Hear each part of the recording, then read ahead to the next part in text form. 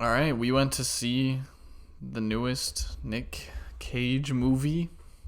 I actually haven't seen a Nick Cage movie in a long time. I think National Treasure was probably the last one that I saw. You didn't see Croods 2? I didn't see Croods 2. But we saw The Unbearable Weight of Massive Talent here on this fine afternoon. I guess it's evening now. But just to start out, I think we both really liked this movie. It was a lot of fun. Yeah, I was wrong about this film. I thought it was going to be garbage.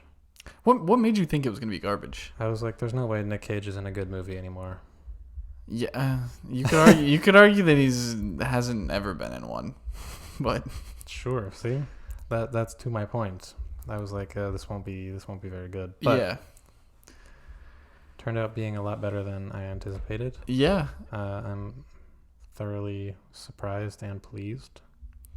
Yeah, if you've seen any of the trailers, you probably know what it's about. It's Nick Cage. He plays himself, and he is struggling, and he's in some financial debt, some issues, having some money issues, and he decides to take on this gig for $1 million in Spain, where he's just being a guest appearing at a birthday party, so he thinks. But then once he gets there, he meets Pedro Pascal's character Javi, and things kind of get a little crazy from there.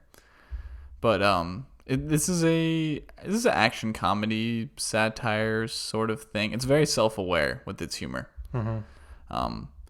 And it was really good. Like, it was really funny. I think most of the jokes, even from the beginning, like just leaning into the Nick Cage-isms and his goofy, like, gosh. Like, it was good. It was good. Like, the jokes were good. Yeah. Our theater was a little annoying. Like, the movie was like an hour 40.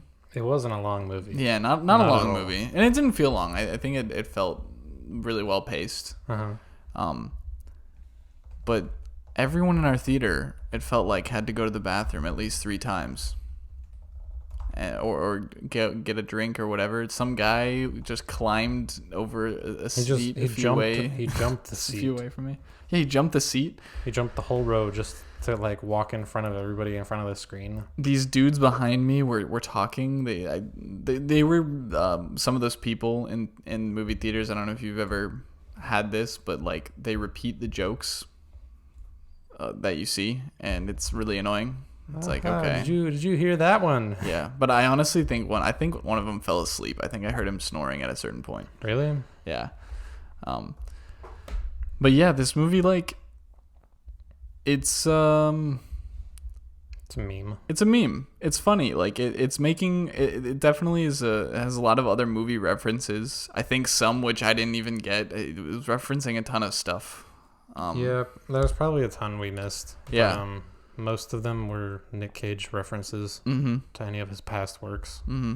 There was stuff in here, like, I could tell they were referencing something, but I didn't get it. But it was still funny, like, and there were enough jokes in here. The dynamic between Nick Cage and Pedro Pascal was fantastic. Like, they were fantastic. They were great. That was the star of the movie. It's sort of the middle portion of the movie is basically just the two of them hanging out and talking. Yeah, it's just a bromance flick. Yeah, and it was really good. Like, yeah, it was really funny. It was really funny. Honestly, something I would never see working.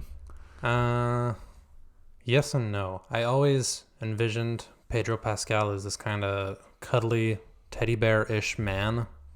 I mean, obviously, he was in... We talked about... he was in The Mandalorian. Yeah, Mandalorian. He was in...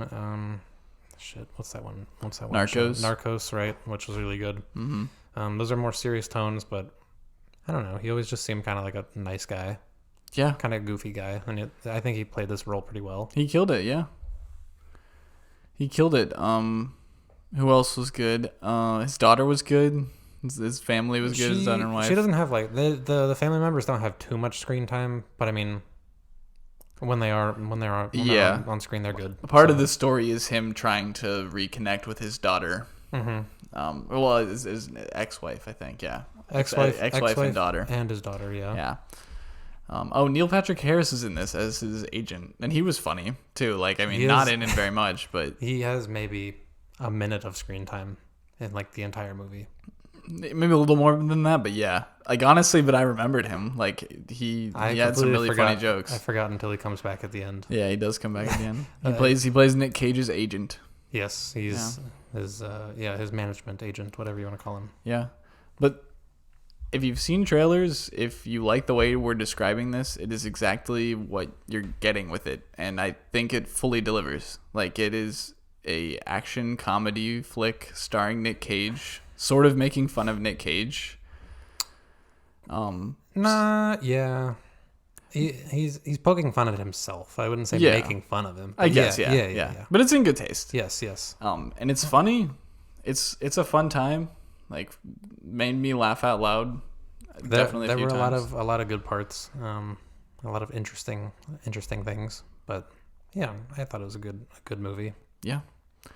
Do you want to give it a score and then get into brief spoilers? I feel like this episode's going to be pretty short. I mean, like this movie, genuinely, like just a great time, and I don't feel like we need to say much more than that. Like, no, it kind of gets what it needs to. It gets in, it gets out. And yeah, you understand what the film is. Exactly. Yeah. A score? Yeah, give it a score. I'll give it an 8.2. Oh wow. Okay. I really did enjoy this. I had a fun time. I was pleasantly surprised, thinking that this was just going to be some bomb of a film. It wasn't. It was actually good. Yeah, it was really good. I'm going to give it an 8.1. I think at a certain point I was like, okay, what is this film trying to be? But then it sticks the landing of just being multiple things at once, being like a satire, comedy, action, crazy, feel good story. Like that's I think it succeeded at all that, and it was great. This came out last weekend, the same opening weekend as The Northman. Yeah. And I think also The Bad Guys came out, which we haven't seen. We might see that. Might see. What do you think, if you had to recommend, like, for a movie to go see in the next couple of weeks? Because there aren't. Well, I guess Doctor Strange comes out in a week, but like, if you're gonna go see a movie this weekend, what would you recommend? Go watch this. I would say so too. Like, The Northman is good, but not as accessible. Yeah, The Northman. I don't know. I'm kind of conflicted. I was like, oh my god, this is gonna be so good. It wasn't bad. It's just, Yeah, I do think this is better. I think this was better. I think this was a lot more fun. It's just more entertaining the whole time. Yeah. And even in our like annoying theater of people, I still feel like there were like some good shared laughs if you can get like in a good crowd. Yeah, and I think Northman, you kind of have to be in a mood to watch a movie like that. That's all serious in tone and all revenge epic, whatever. Yeah. This was just, you just watch it for fun. Yeah. So you could go see this with your family or your friends. Do you want to get into spoilers? I mean, I don't know. We can. There's not much to spoil. There isn't much to spoil. But I mean, we can mention some things. So this is the spoiler section. We're not gonna say too much. We'll kind of get in and get out here, but yeah. At the center of the plot is a kidnapping. Yes. And Nick Cage is essentially tasked to save this girl from Pedro Pascal's character because they think that he is a international drug lord or something, gun lord, international arms dealer. Yes, and him and his men have left a bunch of bodies in their path. Yeah, or so they think. So they think, and then the big twist with that is, Pedro Pascal's character Javi is not actually. He's not actually the big bad. Yeah, he's just kind of he's a front for his cousin who took over, the uncle, the grandfather, whoever was originally this arms dealer. So Pedro Pascal is just the front for his cousin who takes up the mantle. That's all. Yeah. And you're just kind of watching it unfold. Sorry. He basically turns against his family. That's all I was going to say. By the end of it, that's Pedro Pascal's character, Javi, turns against his family to try to, rescue the girl. Yeah, you're right. Yeah. And Nick Cage kisses himself on the lips. Oh my god! At one point in this film. Oh my god, that was hilarious. And what that's all about is he has this inner dialogue with himself of a younger Nick Cage. I couldn't tell if that was one of his characters from one of his movies, because I haven't seen all of his If I movies. had to so I don't know. guess, I don't know. Aesthetically, it looked kind of like Ghost Rider with some leather jacket, Okay. but I don't remember Ghost Rider very well, so I can't speak on I mean, if that was. the dude has done a million movies, it feels like. Yeah, well, he actually also, I think, wears a leather jacket all through the National Treasure thing, so That's true. I don't know. It's just... Could have just been a mismatch, but it it's was a like young Nick Cage, yeah. younger, emo-ish Nick Cage. And Who's he yells a lot. Yeah. That's in one of the trailers. If you watch it, he just starts yelling. But that was really funny. It was funny. I thought that was a cool little inner dialogue dynamic that he had. Yeah, other than that, the movie... I guess it's so you sort of find out at the end that the movie that you've been watching is just a movie that they made together, but I couldn't really tell like where the line... I think so, right? So there's the whole rescue sequence at the end. Yeah, they rescue the kidnapped and then girl. They drive into the embassy's front gates, which I don't think that's legal, but He was trying to save his family. yes, whatever. So they drive into the front gates, right? And then I know that's when they cut and they show us that it's not actually his family back at the family who you've been seeing through the whole other 90% of the film. It cuts to just two random women and they're just like next to a car. Yeah, and then so you're just like, to show it's on a this, movie set. yeah. Yeah, And then you're like, oh, this is their film that Javi and Nick Cage decided to write through the middle of the which is what they were talking about. Which I thought that was a cool little detail. I thought that was fun. It was fun. And then obviously Javi, he was all like anxious about his writing and his movie stuff. And they mentioned that I think earlier in the film. I don't remember what he was anxious about. Oh, he sends the script to Nick, and then he's like, "Oh, I can't be here now. I'm anxious." And then he just like gets up out of the pool and just leaves. Yeah, but so he misses his first premiere screening, and then he goes to interviews, I guess. But yeah, they make a movie, and they are best buddies. Yeah, it was fun. That's all we got to spoil. They were just cute little twists throughout. Yeah, that's all.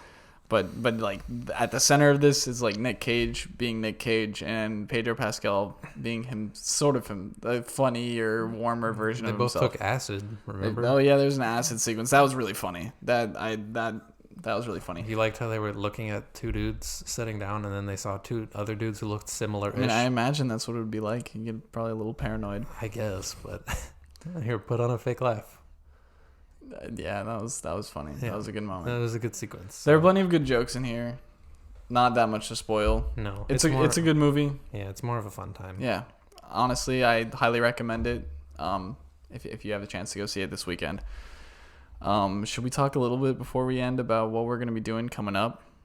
No, we're not even sure that's all set in stone, except for like the first couple weeks. Yeah, it's probably not set in stone. I mean, we know we're going to be a week late on Doctor Strange, so that's fine. Be patient with that, but we will have our Doctor Strange review out. We'll try to remain busy and uploading other stuff too in the meantime. But yeah, and we will have another few reallys, rewinds coming out soon. Yeah, I won't spoil what they are, but some good ones coming out. We said what? June or July is kind of dry. June is sort of dry. Well, because it looks like we're planning. Yeah, June's sort of dry. We're planning for June that we have a few more rewinds to come out. Yeah. We haven't decided them all. I'll be on vacation, but we can talk about that more when the time comes. But yeah. We'll be back with our Doctor Strange review soon, and we'll have probably at least one more episode before that, which will be a rewind. So, and I guess, we might do something special in the early part of May. I'll just leave it at that. Morbius 2? Morbius 2. It's just officially announced. Breaking news. Interview with Jared Leto. Damn, you got Jared Leto? I didn't even know about this. I should get Jared Leto. Oh. Let's spam him. Let's spam him with emails. He would definitely not come to talk to us about Morbius. I don't think he wants to talk about Morbius anyways. He might. Why? It's worth a shot. All right, we'll be busy emailing Jared Leto. Thanks for listening, guys. See you next time.